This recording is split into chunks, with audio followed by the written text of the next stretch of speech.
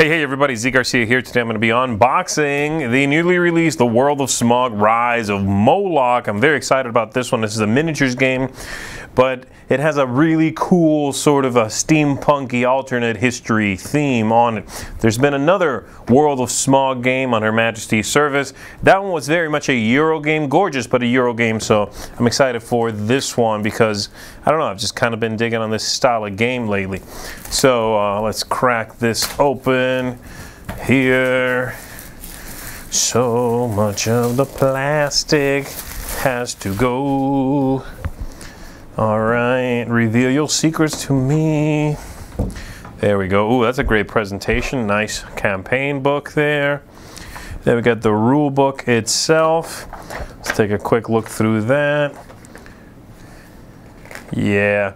And you know, one thing that definitely jumps out at me as I'm looking through all this and the pictures I've seen online is the attention to the theme that they've gone with here. There is, you know, this idea of the rust and the steampunk feel of everything is everywhere, including in the rulebook. I like this title design, for example, that sort of thing.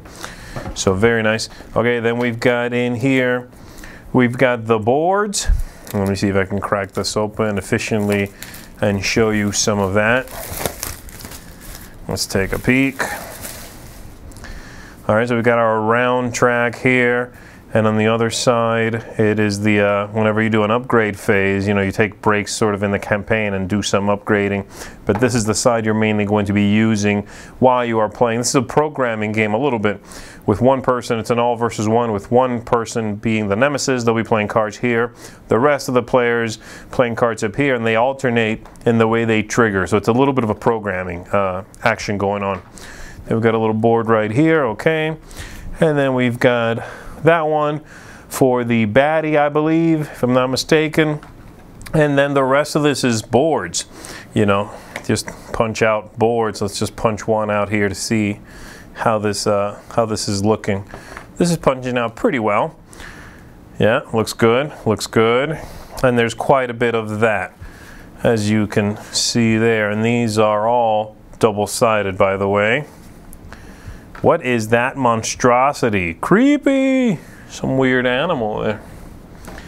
Alright, cool. Bunch of tokens. Good.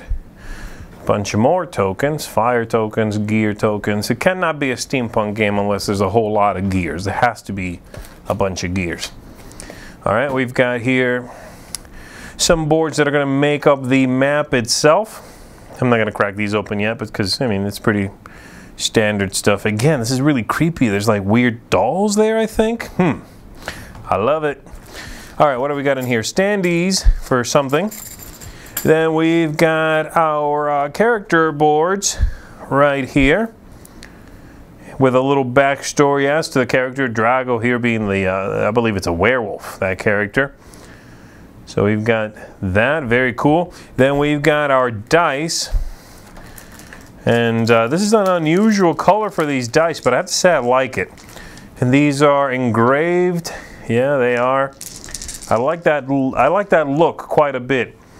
It's not an obvious choice, but they look a little dirty, a little sort of, they're covered in soot a little bit. And yeah, they're nice. And I love the symbols that they've gone with here are very much fit what's going on in the game. Very regal in some ways.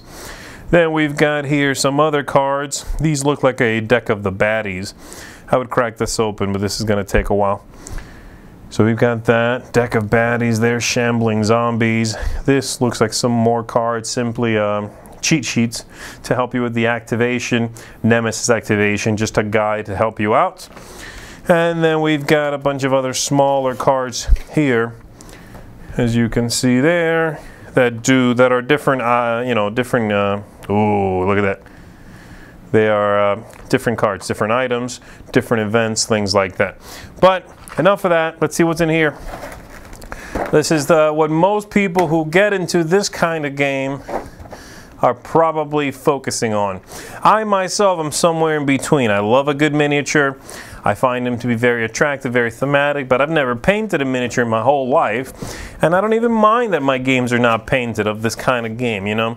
So while I enjoy it, it is certainly not my sole focus, and I will not put up with a bad game just because it has good miniatures. For me, that just doesn't do it. It's not enough. But having said that, I do like me some inventive miniatures, and that's what we've got in this one. So let's take a look here. I'm going to zoom in a little bit actually to give you a nice close-up look at some of these. So let's pull out the big boy here. So that's what we've got there. All right, so this is a massive but very stylized character, very cartoony in some ways, which I do like, but very, very detailed. It looks fantastic, that one. And so we've got, besides that, a few other specific characters here, interesting characters. There you go, like that one. Let's make sure you can see it, yeah. There you go, the strong man, good. And then we've got some others here, like this jumping character. They find a nice way to do a jumping character because it's got to be attached by something.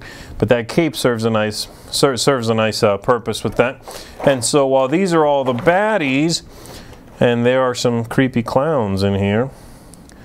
Okay, hee hee. Then we've got the good characters like this character here. She looks quite powerful, some tentacles coming out of the base there, very cool. And then we've got that werewolf I was telling you about. There's that werewolf there, ripping off the shirt, sort of going full Hulk mode. Very cool, great action pose. And what else have we got here? This one caught my eye. This is some sort of automaton. She has a wind-up gear on her back and a wheel below her. Very bizarre look to her there. And then we've got, I'll show you one more here, this fantastic looking chap with a harpoon. What in the world? I love it. He's mid-stride holding a harpoon on his enemies. Very nice, very clever, very interesting. The whole thing looks really, really cool. And I am very excited to check this one out. So there you go. That is Rise of Moloch. It's set in the world of SMOG. Thanks for tuning in, everybody. I will see you next time.